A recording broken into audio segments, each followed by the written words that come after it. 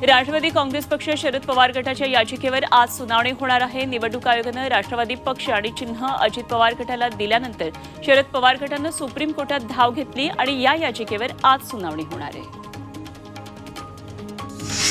शिवसेना उद्धव बाळासाहेब ठाकरे पक्षाची सांगलीमध्ये ताकद वाढणार आहे। डबल महाराष्ट्र केसरी चंद्रहार पाटील शिवसेना ठाकरे पक्षामध्ये प्रवेश करणार आहे आणि आज मातोश्रीवर त्यांचा पक्ष प्रवेश होणार आहे। लोकसभेसाठी महाविकास आघाडी सांगलीची जागा ठाकरे पक्षाला सुटल्यास चंद्रहार पाटील शिवसेना ठाकरे पक्षाचे उमेदवार असण्याची शक्यता वर्तवण्यात येते।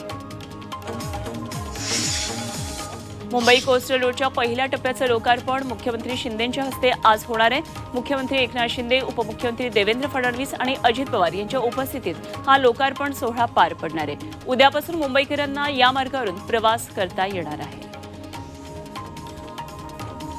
कोस्टल रोड अमृत नोनी आर्थो प्लस ये एक प्रूवन फॉर्मूला है। इसमें मौजूद नोनी फल के गुण और आयुर्वेदिक जड़ी बूटियां शरीर को जरूरी पोषक तत्व देने के साथ साथ हड्डियों और जोड़ों के घिसने, उनमें होने वाले सूजन और दर्द को रोकने में मदद करता है। दर्द मुक्त जीवन के लिए अमृत नोनी ऑर्थो प्लस। उद्घाटनाचं निमंत्रण आदित्य ठाकरेंनाही देण्यात आलेलं आहे आणि आदित्य ठाकरेंनी हे निमंत्रण स्वीकारलं तर पहिल्यांदाच आदित्य ठाकरे आणि एकनाथ शिंदे जाहीर कार्यक्रमात आमने सामने येण्याची शक्यता आहे। कोस्टल रोड हा ठाकरेंचा ड्रीम प्रोजेक्ट मानला जातो, त्यामुळे आदित्य या कार्यक्रमाला हजेरी लावणार का याकडे लक्ष असेल।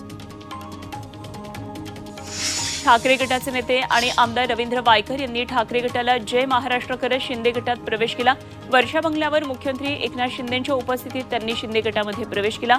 धोरणात्मक निर्णयासाठी आपण शिंदेंसोबत आल्याची प्रतिक्रिया वायकरांनी दिली आहे। गद्दारांनो जा, मिंधेंच्या दाढीखाली बसा असं म्हणत उद्धव ठाकरे कडाडलेत। पक्ष सोडून जाणाऱ्यांवर ठाकरेंनी निशाणा साधला आणि त्याचवेळी भाजपवर टीका करताना उद्धव ठाकरेंनी भाजपला शिवीगाळ केली। गोरेगावमध्ये शाखांना भेटीच्या वेळी उद्धव ठाकरेंनी हे वक्तव्य केलं।